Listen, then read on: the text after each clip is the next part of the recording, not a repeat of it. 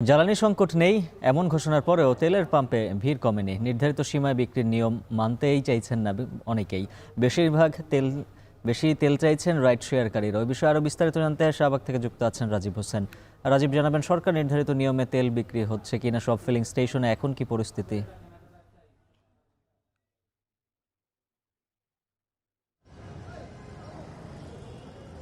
উজ্জ্বল, মধ্যপ্রাচ্যের যুদ্ধ পরিস্থিতির কারণে এর প্রভাব আসলে জ্বালানিতে পড়তে পারে এমন একটা শঙ্কাই কিন্তু আমরা গতকাল থেকে দেখতে পাচ্ছি যে ফিলিং স্টেশনগুলোতে আসলে ভিড় করছে মোটরসাইকেল চালক সহ অন্যান্য যানবাহন চালকরা। তারা আশঙ্কা করছেন যে মধ্যপ্রাচ্যের যুদ্ধ পরিস্থিতির কারণে এর প্রভাব আসলে জ্বালানি তেলের দামে পড়তে পারে, এছাড়া জ্বালানি তেলের সংকট হতে পারে। এই আশঙ্কায় কিন্তু তারা আসলে ফিলিং স্টেশনগুলোতে ভিড় করছেন। আমরা গতকাল থেকে ঠিক এমন চিত্র দেখতে পাচ্ছি। আপনি ফ্রেমে এখন দেখতে পাচ্ছেন যে এখনও কিন্তু আসলে ভিড় কমেনি, অনবরত ভিড় আসলে ফিলিং স্টেশন ছেড়ে আসলে মূল সড়কের দিকেও চলে গেছে।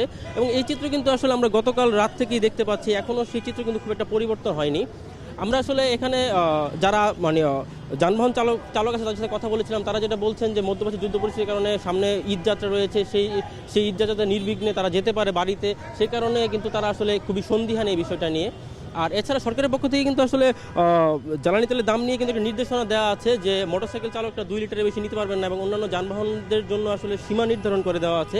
কিন্তু সেই সীমা আসলে বাস্তবে কতটা আসলে প্রয়োগ হচ্ছে সেটা কিন্তু এখনও দেখা যাচ্ছে না। সেই অর্থে যেমন ক্রয় রসিদ ছাড়া তেল কিনতে পারবে না, এরকমও কিন্তু একটা নির্দেশনা দেওয়া হয়েছে সরকারের পক্ষ থেকে। এছাড়া কিন্তু সরকার আরেকটা বিষয়ে আমাদের জানিয়েছে যে এই মুহূর্তে জ্বালানি তেলের আসলে সংকট নেই এই কথা বলে কিন্তু সরকার আসলে সবাইকে আশ্বস্ত করতে চাইছেন। কিন্তু আসলে যারা যানবাহন চালক রয়েছেন তারা কিন্তু সরকারের এই কথায় আশ্বস্ত হতে পারছেন না।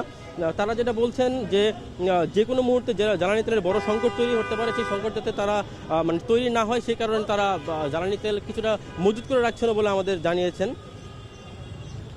এই ছিল মোটামুটি এখন এই মুহূর্তে ইন্টারকন্টিনেন্টালের সামনে যে মেঘনা ফিলিং স্টেশন রয়েছে সেই ফিলিং স্টেশনের সব শেষ।